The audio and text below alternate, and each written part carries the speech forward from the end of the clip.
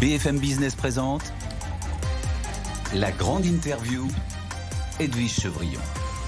Bonsoir à tous, bienvenue dans la grande interview. C'est un peu l'heure de vérité, enfin peut-être, on ne sait jamais.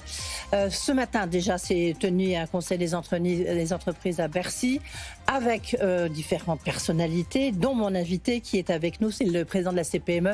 Bonsoir Amir Tofighi. Bonsoir Edwige Chevrillon. Merci d'être là. Vous étiez donc à Bercy. On a vu que le budget 2026 commençait, le gouvernement commençait à faire notre éducation, on peut dire ça comme ça, éducation des Français, pour le montrer qu'on avait une véritable pathologie qui s'appelle la dette, l'endettement public. Donc on a vu les déclarations hier, bien sûr, d'Éric Lombard, et puis demain, on verra ce que dira le Premier ministre, parce que ça se passe à Matignon, peut-être pour éviter ce qui s'est passé, vous vous souvenez, pour le budget 2025, où en fait, c'était l'heure de gloire d'Éric Lombard et qu'on voyait le Premier ministre qui se demandait un peu qu'est-ce qu'il faisait et à quoi il servait. Donc, vous étiez ce matin, il y avait ce Conseil des entreprises. Vous étiez là aux côtés du président du MEDEF, de la patronne de la FEP, vous étiez assez nombreux. Et vous qu'est-ce que vous avez entendu ? Est-ce que vous avez été satisfait? Est-ce que vous avez été rassuré? Est-ce que vous avez trouvé ça, je ne sais pas comment? Quel adjectif? Alors déjà, on salue la méthode. Parce que c'est une très bonne chose de se dire qu'on a un rendez-vous régulier avec l'ensemble des fédérations patronales au niveau interprofessionnel et la FEP en plus, et qu'on puisse discuter des sujets qui vont être importants. Donc on a parlé aussi des taxes douanières, mais le sujet du budget va être un sujet important. Et vous l'avez dit, il y a un sujet vraiment de faire comprendre aux Français l'état de nos finances publiques, et aussi de faire comprendre qu'aujourd'hui, on a une situation où les entreprises sont très taxées par rapport aux autres entreprises, par exemple, de l'Union européenne. Ouais. Et donc, il y a un vrai sujet d'éducation, il y a un vrai sujet de dire les choses, d'avoir le courage de dire les choses, parce qu'en effet, le budget 2026 va être très, très compliqué. Mais est-ce que cette méthode de dialoguer, est-ce que c'est d'abord, j'ai envie de savoir dans les coulisses, c'est un vrai dialogue? Est-ce que vous êtes exprimé, par exemple, autour de cette table? Oui, bien sûr. Ouais. Et vous avez dit quoi? Il y a un vrai dialogue. Il y a eu un dialogue, par exemple, sur le sujet de la loi simplification, qui est actuellement en débat à l'Assemblée nationale. Oui. C'est un vrai sujet, la simplification, parce que...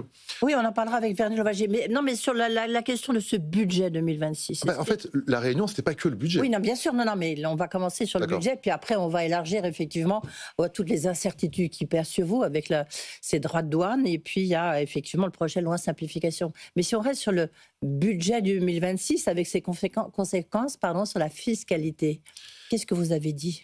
En tout cas, le ministre de l'économie nous a partagé sa position, qu'il avait dit déjà hier, qui était de dire il faut faire des économies et pas augmenter la fiscalité. Donc ça, c'est un point de départ qui est bien évidemment aujourd'hui le bon point de départ, parce qu'il faut rappeler quand même qu'on est le pays aujourd'hui qui a le niveau de prélèvement obligatoire, le niveau de fiscalité qui est le plus important de l'Union européenne. Et donc, vouloir imposer encore plus, quel est l'impact derrière? C'est un effet récessif, ça veut dire qu'on aura moins d'activité, et donc moins d'activité, donc moins de recettes fiscales.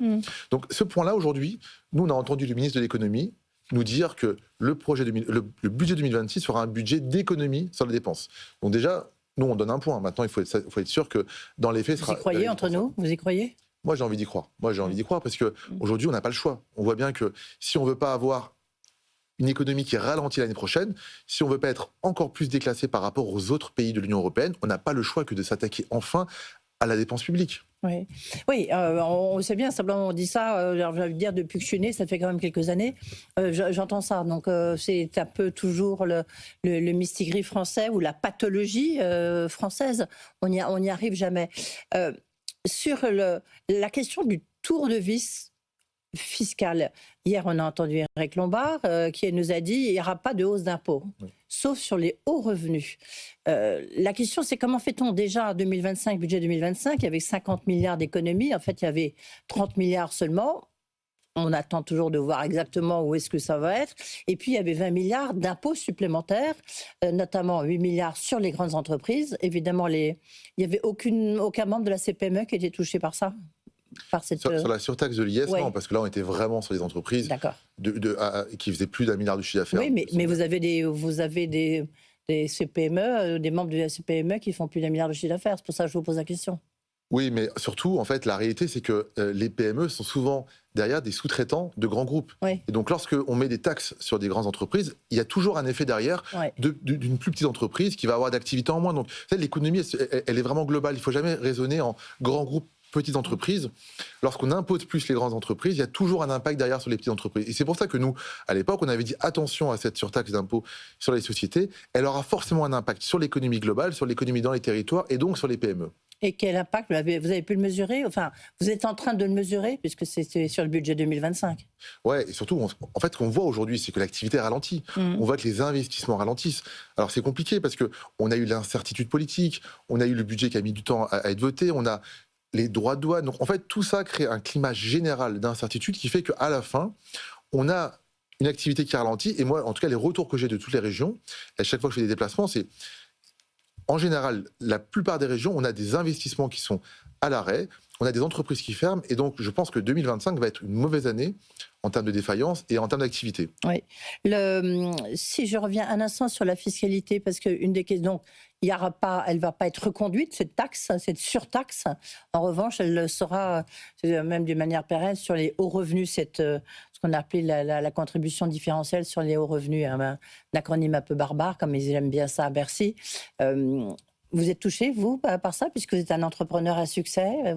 Vous avez été touché par cette surtaxe, ou pas? En fait, vous, à titre personnel? Alors, tous les entrepreneurs sont touchés par cette surtaxe, pour une raison très simple. En fait, cette surtaxe, elle dit quoi? Elle dit chaque personne qui a un certain niveau de revenu doit verser au moins 20% par rapport à ses impôts. Et donc, on pourrait se dire, une personne qui a des dividendes, qui verse déjà 30% de flat tax, normalement, elle n'est pas concernée. Sauf que dans les 30% de flat tax, ils considèrent qu'il n'y a que 12% d'impôt sur le revenu. Et donc ça, c'est la magie française de la fiscalité. Vous payez 30% d'impôts, et on vous dit, ah non, vous n'avez payé que 12%, les 18% restants, c'est autre chose, c'est des prélèvements sociaux. Et donc, on vous rajoute 8%. Donc, en fait, c'est 20%, c'est quoi? Très concrètement, on a transformé la flat tax de 30% en une flat tax de 37%. Voilà, il faut dire les choses, en fait, aujourd'hui. En ayant mis cette contribution, la plupart des entrepreneurs qui se versent une grande partie de leurs revenus en dividendes, parce qu'on pense souvent que les dividendes, c'est les grands groupes. Mais les dividendes, c'est aussi le patron de TPE, de PME, qui se verse une grande partie de son salaire en fin d'année, une partie de son résultat qui se verse en dividendes, sur lequel il a déjà payé de l'impôt sur les sociétés, et ensuite, il se verse des dividendes. Et donc, on va lui dire, en fait, tu n'as payé que 12% d'impôt sur le revenu, on te rajoute 8%. Et donc, moi, je pense que c'est injuste. C'est injuste. Mais pourtant, vous avez vu, vous l'avez écouté, ça va être pérennisé. Moi, je vous dis, en gros, aujourd'hui, m'entendre dire qu'une personne qui paye des dividendes, il a payé que 12% d'impôt alors qu'il a payé 30%, je trouve qu'en fait, c'est une arnaque fiscale, en fait. C'est-à-dire qu'en gros, on nous prend des deux poches, mais on nous dit, l'autre poche, en fait, c'est pour autre chose. Et à un moment donné, en fait, dans le pays qui taxe le plus, dans l'Union européenne, est-ce qu'on ne peut pas se dire que la solution, elle n'est pas toujours de taxer plus, mais elle est de réfléchir différemment. Oui, mais on voit bien que c'est un exercice très compliqué pour les Français, ou du moins pour la DGFiP, la Direction des Finances Publiques à Bercy, qui a publié justement une étude qu'elle a remise au ministre de l'Économie et des Finances, et qui dit, il y a trop d'optimisation sur les très hauts revenus, parce qu'en fait, ils payent beaucoup moins que ceux qui ont un revenu déjà important, mais bien moindre. Vous réfutez cette argumentation? Alors, ce n'est pas le même sujet aujourd'hui. C'est un peu le même sujet. C'est sur les hauts revenus. Ce n'est pas complètement le même sujet, je vous l'accorde. Ouais, parce qu'en fait, les sujets d'optimisation, bien évidemment qu'il faut les regarder. Les sujets de suroptimisation, bien évidemment qu'il faut les regarder. Mais il ne faut pas avoir un effet, un biais négatif dessus. Moi, je vais vous expliquer en gros. Lorsque, par exemple, on a une holding, et qu'à travers la holding, on fait des investissements. À la fin, on paye, par exemple, l'impôt sur les sociétés, sur ces revenus-là. Et en gros, à chaque fois qu'il y a les études qui sont faites par rapport à ça, on balaye en fait l'impôt sur les sociétés en considérant que la personne, elle n'a pas payé d'impôt. Mais déjà, elle a payé l'impôt sur les sociétés. Et tant qu'elle n'a pas récupéré son argent personnellement, en effet, elle n'a pas d'imposition personnelle. Oui, mais l'argent est toujours sur la holding. D'optimisation fiscale, comme on dit. Mais en fait, ce n'est pas forcément des montages d'optimisation fiscale, c'est des montages de réinvestissement. Ouais. Ça veut dire que c'est pour qu'une personne réinvestisse dans l'économie, on considère que tant qu'elle réinvestit dans l'économie, cet argent-là, en fait, tant qu'il génère des bénéfices, il y a une imposition sur l'impôt sur les sociétés. Mais il n'y a pas d'imposition personnelle puisque la personne en fait n'a pas récupéré l'argent. Mais est-ce que vous avez réussi à faire passer ce message, par exemple, ce matin, parce que vous en discutez avec les services ou ce sujet n'a pas été abordé ce matin. Non, le sujet n'a pas été abordé. Parce que c'est un point important qui, justement, dans le cadre de l'élaboration du budget 2026. Ouais. Si parfois il y a des sujets de suroptimisation qui sont parfois du détournement. Moi, j'ai pas de sujet, il faut les aborder. Ouais. Bien évidemment, il faut les aborder. Il faut de la justice fiscale, ça, il n'y a pas de sujet. Mais lorsque parfois je vois des explications qui sont erronées, il faut les corriger. Et donc typiquement, quand je prends l'exemple de la flat tax, lorsque j'entends que la flat tax, il n'y a que 12% d'impôt sur le revenu, je me dis, mais on oublie les 18% qui sont les prélèvements sociaux. Lorsqu'on parle des holdings et qu'on oublie que ces holdings sont des véhicules d'investissement et qui permettent de réinvestir dans l'économie, et qu'il y a toujours de l'impôt sur les sociétés qui sont payées sur les bénéfices, il ne faut pas oublier quand même l'impôt sur les sociétés, c'est 25%. Oui, c'est une question peut-être souvent un peu d'abus. C'était tout le débat autour du pacte du Trade qui est très très important pour les entreprises et notamment pour les PME. Mais certains disent, mais par exemple, on peut loger trop de biens immobiliers qui sont traités comme des biens de l'entreprise, alors qu'en fait, c'est pas toujours le cas. Alors, sur le pacte du Trade, nous on avait dit à la CPME, il faut en effet juste s'assurer que ce qui est transmis, c'est bien du bien professionnel, notamment en termes de trésorerie, en termes d'actifs dedans. Donc oui, là, s'il faut corriger parfois des sujets... Vous seriez d'accord pour qu'on modifie le pacte du Trade ? Nous, on est d'accord s'il y a des abus à corriger, bien évidemment qu'on est d'accord.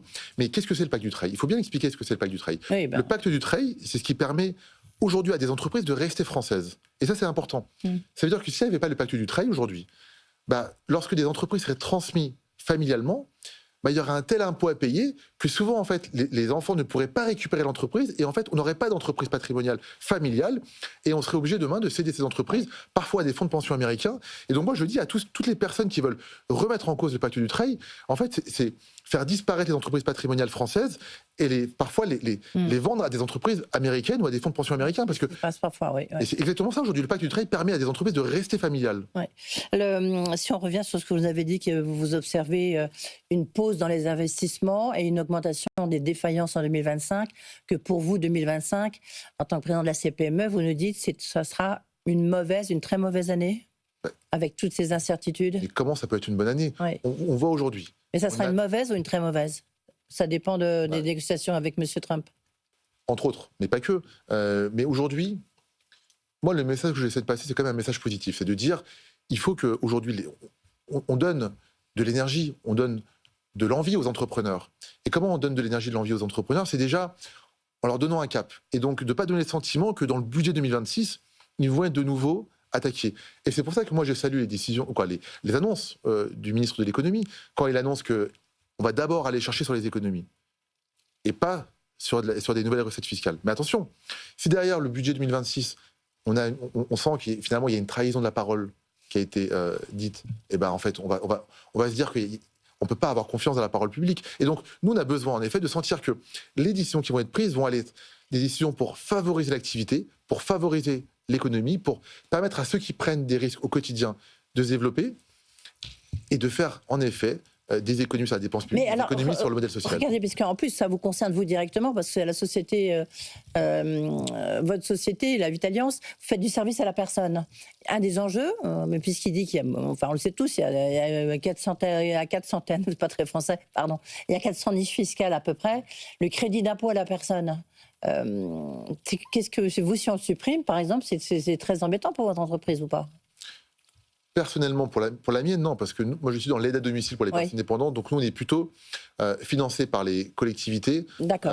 Et donc, en général, la partie qui est payée par les clients est assez faible. D'accord. Mais sur le crédit d'impôt à la personne, voilà, mais je vais vous dire, c'est très utile. Ça concerne toutes les entreprises qui vont faire du ménage, du soutien scolaire, de la garde d'enfants, pour une raison très simple, c'est qu'en fait, c'est des entreprises qui sont en concurrence avec quoi ? Avec le travail au noir.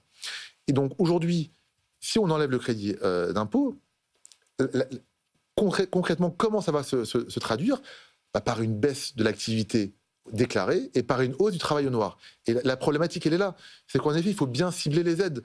Ce type d'aide, en fait, répond à une problématique qui est de dire, aujourd'hui, on veut avoir du travail déclaré. Et donc, pour avoir du travail déclaré, il faut le rendre plus intéressant que le travail au noir. Ouais.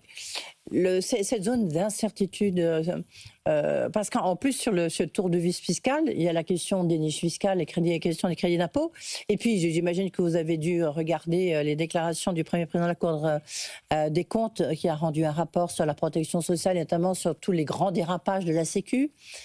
Il y a quelque chose qui est en jeu, c'est l'allègement la baisse des allègements sur des charges sociales qui servent notamment à financer la protection sociale au sens large du terme. Est-ce que pour vous, vous pensez que là, c'est sans doute le point noir pour les entreprises ? C'est que tout d'un coup, on vous dise, non, finalement, on a déjà un peu grignoté dans le budget 2025, ça devait être beaucoup plus dans le budget à la sauce de Michel Barnier, et là, en 2026, ça va être encore plus. Moi, juste pour expliquer ce que c'est les allègements de charges aujourd'hui. Oui. Les allègements de charges, c'est quelque chose qui existe depuis très longtemps. À hauteur du SMIC. Voilà. Et qui permettent, entre 1 SMIC et 1,6 SMIC, de rendre le travail non qualifié, en gros, employable par les entreprises. Concrètement, si une entreprise aujourd'hui n'a pas ces allègements de charges, ça coûte trop cher pour ce type d'emploi. Aujourd'hui, on est revenu, il y a eu quasiment 2 milliards d'euros de moins d'allègements de charges sur 2025. Ça devait être 4, et puis finalement, ça a été que 2. Donc, en gros, c'est 2 milliards d'euros de hausse du coût du travail. Donc, nous, on entend que 2026, il peut y avoir encore une hausse du coût du travail par rapport aux allègements de charges. Mais en fait, il faut être conscient par rapport à ça des conséquences. Les conséquences, c'est quoi ? Ça a été quoi, par exemple, en 2025 ? Parce que ça y est, c'est depuis le 1er janvier, je crois, ou le 1er février, que ça a été raboté. Il y a eu un impact immédiat ou pas ? En fait, les impacts ne sont jamais immédiats, mais les impacts, ils sont sur du court et moyen terme. Ça veut dire que quand l'emploi est plus cher, les entreprises embauchent moins. Mais est-ce que là, vous avez observé un mouvement ? Quelque chose. Le mouvement, il n'est jamais aussi rapide que ça. D'accord. En fait, c'est la problématique justement de l'économie, c'est que ça prend toujours du temps pour que les effets prennent part. Et une fois que les effets ont lieu, et ben après, ça prend du temps aussi à renverser les effets. Donc, lorsqu'on augmente le coût du travail, qu'est-ce qui se passe ? On rend nos entreprises moins compétitives. Lorsqu'on les rend moins compétitives, on perd des parts de marché. La France perd des parts de marché. On importe plus. On a un déficit commercial qui augmente. Et il est là le sujet aujourd'hui. Le sujet, il est que... Et d'ailleurs, vous savez, il y a eu le rapport de la Cour des comptes par rapport au sujet des retraites qui est sorti la semaine dernière. Un nouveau rapport de la Cour des comptes. Et qui dit que la compétitivité de la France, depuis 2000, n'a pas arrêté de décrocher. Et en fait, on perd en permanence en compétitivité par rapport à nos concurrents européens. Et notamment par rapport au coût du travail. Entre autres parce qu'on n'arrive pas aujourd'hui à avoir une vraie politique de l'offre. Oui, mais attendez, j'entends ce que vous dites, vos discours. En plus, vous êtes sur BFM Business, donc c'est un discours qu'on peut plus facilement comprendre que sur d'autres chaînes. Mais en même temps, Mireza Tofighi, vous écoutez demain mon invité, qui sera Éric Coquerel, président de la Commission des finances LFI, il dit, attendez, on a donné... les aides aux entreprises, c'est... alors Sophie Binet dit 200 milliards, si ce n'est pas 200 milliards, c'est 135 milliards. On a déjà donné... il y a 62 milliards d'impôts en moins depuis 2017, si on prend tout, l'IS, l'IR, etc., de cadeaux fiscaux. Et c'est vrai que le résultat, il n'est pas forcément là. Reconnaissez. Qu'est-ce qui s'est passé ? Est-ce que vous êtes plus compétitif aujourd'hui, les entreprises ? Est-ce que le chômage a régressé ? Il est en train de reprogresser. Vous voyez, c'est qu'on a du mal à faire la démonstration que c'est efficace. Alors pourtant, la démonstration, elle est très simple. Déjà, moi, quand j'entends que les aides aux entreprises ne sont pas conditionnées, mais déjà, c'est faux. Lorsqu'on a les allègements de charges, en fait, c'est conditionné à avoir un salarié. Donc, en fait, c'est le fait de revoir le coût du travail. Mais ça, c'est quoi ? C'est à peu près 60 milliards, non, les allègements ? 80 milliards. 80 milliards. Ensuite, quand on a, par exemple, les aides à l'apprentissage, pareil, c'est conditionné au fait d'avoir un apprenti dans l'entreprise. Ce n'est pas des aides qui sont données comme ça aux entreprises, ce n'est pas des subventions. En fait, c'est des aides qui sont fléchées. Lorsqu'on parle du crédit impôt recherche, c'est pareil, c'est des aides qui sont données pour de la recherche. Donc, en fait, toutes les aides aujourd'hui sont toujours conditionnées à une action. Et donc, moi, je ne peux pas entendre aujourd'hui que l'aide n'est pas conditionnée. Ensuite, c'est la question qui est de dire quel a été l'effet. En fait, aujourd'hui, on a juste à peine rattrapé la moyenne européenne lorsqu'on descend l'IS à 25%. Lorsqu'on baisse les impôts de production. Moi, juste rappeler que nos impôts de production, lorsqu'on parle de la CVAE, nos impôts de production aujourd'hui sont encore 2 fois la moyenne européenne, 4 fois le montant en Allemagne. Si on veut réindustrialiser la France, si on veut recréer des emplois sur les territoires, il faut avoir ce discours de vérité qui est de dire si on veut recréer des entreprises... Oui, c'est le discours d'Emmanuel Macron, mais c'est vrai qu'aujourd'hui, on a un petit peu de mal. La réindustrialisation, il y a eu des efforts de fait, évidemment. Oui. Enfin, largement insuffisant, on le voit bien aujourd'hui. Du coup, vous me direz, ça nous évite d'être trop frappés par les droits de douane de M. Trump. Mais enfin, bon, dans les territoires, vous le savez bien, à la CPME, vous-même, vous avez dit, il y a beaucoup de défaillances en 2025. Vous voyez, Alors, il y a eu beaucoup de défaillances en 2024, mais il faut voir aussi ce qu'on a traversé. On a traversé le Covid, puis après la guerre en Ukraine, l'inflation, la crise de l'énergie, puis après la dissolution, l'incertitude politique. Donc, il faut aussi voir ce qu'on a dû traverser. En fait, ce qu'il faut comprendre, c'est que nous, on a fait des efforts. on s'est rendu plus compétitif, mais les Européens n'ont pas attendu aussi. Les autres pays européens ont aussi agi. On a les Américains aujourd'hui qui sont en train de baisser les impôts. Donc, il faut aussi comprendre qu'on a un contexte international sur lequel, oui, on a un petit peu rattrapé notre retard. Et d'ailleurs, on a eu beaucoup de projets qui ont eu lieu pour des projets de réindustrialisation. Donc, il n'y a pas rien qui a été fait. On a le taux de chômage qui a baissé. On a beaucoup d'entreprises qui ont été créées. Donc, la politique de l'offre, elle a montré ses effets. On n'a jamais eu autant d'apprentis. On n'a jamais eu autant d'entreprises qui ont créé de l'emploi. Donc, moi, je ne peux pas entendre dire qu'il n'y a pas eu des effets. Maintenant, est-ce que c'est suffisant? Non. Mais il faut aller encore beaucoup plus loin. Aujourd'hui, les impôts sont encore beaucoup plus élevés. On n'a pas les moyens. Enfin, moi, je me fais l'avocat du diable, hein, mais on vous dit, on n'a pas les moyens. Regardez le niveau de dette de la France, l'endettement de la France. Les gens, on est en train de sabrer dans les hôpitaux et dans la police et dans tous les services publics. Il faut avoir un discours de vérité. C'est qu'on dépense bien plus que les pays voisins pour nos services publics. On peut dire en effet qu'aujourd'hui, les services publics ne sont peut-être pas au niveau attendu. Moi, j'entends et je pense qu'on est tous d'accord sur ça. Maintenant, lorsqu'on est le pays qui dépense le plus, oui. Est-ce que la solution, c'est toujours dépenser plus? 57% de dépenses publiques. Oui. Et même si on ramène la dépense publique par habitant, est-ce que la réponse est toujours dépenser plus? Ou est-ce que c'est de se dire, peut-être qu'il faut qu'on s'inspire des méthodes du privé. Peut-être qu'il faut justement, on délègue plus de tâches au privé. Par exemple, sur la sécurité, aujourd'hui, on pourrait s'appuyer sur les entreprises qui font de la sécurité privée, sur beaucoup de choses aujourd'hui. Au lieu de mobiliser la police et l'armée sur des sujets qui ne sont pas aujourd'hui de leur ressort, peut-être plus s'appuyer sur le secteur privé. Même sur la santé, aujourd'hui, il faut faire confiance au secteur privé. Il faut que l'État arrête de vouloir toujours tout faire et qu'il délègue au secteur privé. On pourra faire beaucoup d'économies. On va parler quand même aussi du conclave qui n'est plus un conclave, qui est une autre réunion, effectivement, avec les partenaires sociaux. Enfin, du côté du patronat, il y a vous restez pour l'instant. Bien sûr. Oui. Bien sûr, non, mais il y en a d'autres qui sont sortis. Hein. Oui. Donc l'UDP est sorti, le MEDEF. Il y a la CFDT, qui est le premier syndicat de France, si on en croit les dernières statistiques. Elle dit, je ne sais pas si vous avez lu son interview ce matin aux Échos, elle dit qu'il faut faire des efforts et des réformes, mais ce n'est possible.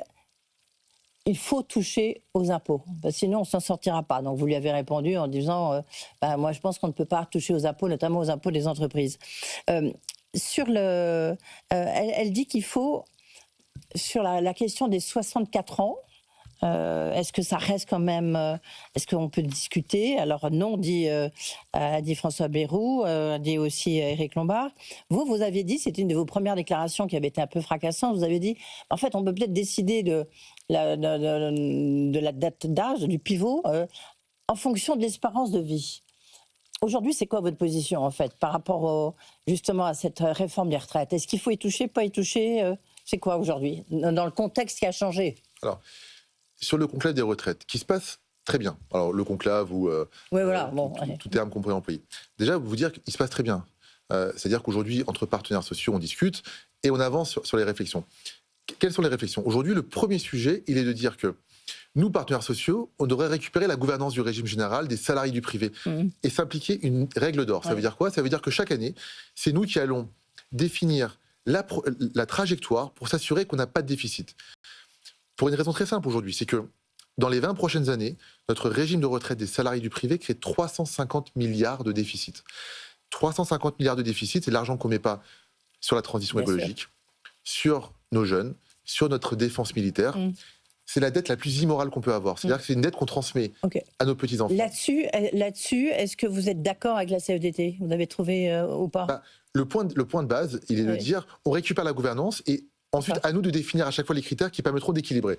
Et sur ça, je pense que... Parce que votre feuille de route, c'est justement, il n'y a pas de tabou ni totem, pour reprendre l'expression du Premier ministre, c'est d'équilibrer le système des retraites. Donc, à partir de là, la balle est dans votre camp, officiellement. Ouais. Le premier point, c'est de récupérer la gouvernance et de l'équilibrer en permanence sur du long terme. Le gouvernement est prêt à vous laisser la gouvernance? Je pense.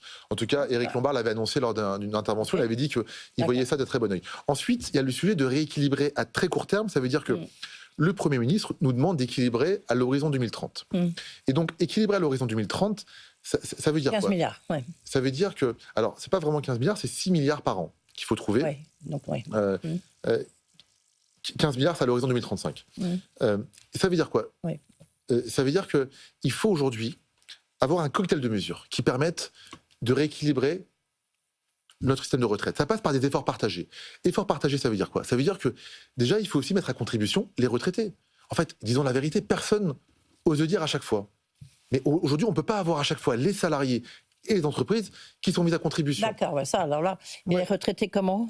Déjà, parce que on ne peut pas avoir à chaque fois les pensions qui sont revalorisées par rapport à l'inflation, qui sont plus revalorisées que les salariés aujourd'hui. Des indexations des retraites, c'est ça que vous dites ? Par rapport à l'inflation, mais bien évidemment, attendez. Non, mais vous avez vu le tollé que ça a soulevé quand Michel Barnier a voulu le faire. Oui, mais bon. Mais il faut dire la vérité aujourd'hui. Lorsqu'il y a eu l'inflation de presque 6%, les retraités ont vu leur niveau de vie garanti avec ça, alors que les salariés avaient 3% de croissance. C'est un moment exceptionnel. Vous êtes d'accord avec moi ? Est-ce que vous trouvez ça normal aujourd'hui que les retraités soient mieux traités que les actifs ? Oui. Oui. Est-ce que vous trouvez ça normal ? C'est pas complètement vrai. Lorsqu'ils ont leurs pensions qui sont indexées sur l'inflation, alors que les actifs avec 3% d'augmentation, alors que c'est 6% pour les retraités, moi je pense qu'une société qui investit plus sur ses retraités... très particulière, voilà. Oui, mais c'est pas le cas. Oui, mais juste cet effort qui a été fait aujourd'hui a rapporté plus que la réforme des retraites. Elle a rapporté plus que la réforme des retraites. Ça veut dire que juste par rapport à ça, on avait l'équivalent de la réforme des retraites. Donc, c'est des efforts partagés. Donc, je vais répondre à votre question sur l'âge. C'est mettre à contribution les retraités. 2, par rapport à l'âge. Moi, je pense que ce sujet de l'âge, il faut le dépolitiser en disant il faut une réforme pour toujours sur ce sujet de l'âge. Ça veut dire il faut l'indexer sur l'espérance de vie. On ne revient plus jamais dessus. L'espérance de vie, vous avez vu les réponses de Marie-Lise Léon qui dit oui, mais attendez, l'espérance de vie, comment on définit l'espérance de vie, quoi. Moi, je veux bien qu'on parle de quelle espérance de vie on prend. Mais le sujet, il est de l'indexer pour que chaque gain d'espérance de vie soit en partie mis sur le travail et une partie sur la retraite. Aujourd'hui, il y a 25% des pays de l'Union européenne qui le font. Maintenant, est-ce qu'il faut revenir sur les 64 ans ? Aujourd'hui, on n'est pas encore aux 64 ans. On n'y est pas aujourd'hui. Parce qu'aujourd'hui, en fait, la réforme évolue l'âge d'une façon progressive. Et bien, s'il faut se dire qu'à un moment donné, on doit l'arrêter peut-être à 63 ans et demi, et de dire qu'à partir de maintenant, on est indexé sur l'espérance de vie, moi, je pense qu'il y a une voie de passage pour dire qu'à la fin, on aura traité le sujet de l'âge, et surtout, le plus important, c'est de retrouver l'équilibre des finances publiques.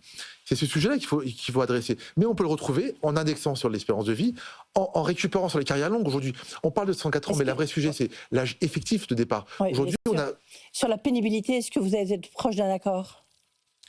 Il y a des sujets de discussion aujourd'hui, parce que la pénibilité, ça crée de la tension dans certains métiers. Donc, on est sur un sujet qui est compliqué, mais je pense qu'on peut trouver un accord. Sur les carrières longues aussi, il faut trouver un accord, parce qu'aujourd'hui, on a un tiers des personnes qui partent avant l'âge légal. Vous pensez que vous êtes proche d'un accord sur la pénibilité ? Moi, je pense qu'on peut trouver un accord. On n'est pas encore proche d'un accord, mais on peut trouver un accord. On a besoin de trouver un accord. Comment aujourd'hui, on peut dire aux politiques qui ne sont pas aujourd'hui à la hauteur de l'enjeu lorsqu'ils ne trouvent pas des accords, si nous, on n'arrive pas à trouver un accord entre partenaires sociaux ? Et oui, non, est-ce que vous êtes comme le MEDEF ? Est-ce que vous excluez toute hausse de cotisation ? Encore une fois, dans le pays qui taxe le plus aujourd'hui, je pense que dire aux entreprises vous allez taxer plus et dire aux salariés vous allez taxer plus, ce serait complètement hors sujet aujourd'hui. D'accord. Merci beaucoup. On voit qu'il y a encore du pain sur la planche. Merci beaucoup. Mais vous avez raison, vous restez optimiste, y compris sur le budget 2026. Vous dites non, il n'y aura pas de hausse d'impôts. On y croit. Merci d'avoir été avec nous. En tout cas, on va se battre pour. Voilà, absolument. Le président de la CPME, Amir Reza Tofighi, était notre invité. Tout de suite, vous retrouvez les experts. La grande interview sur BFM Business.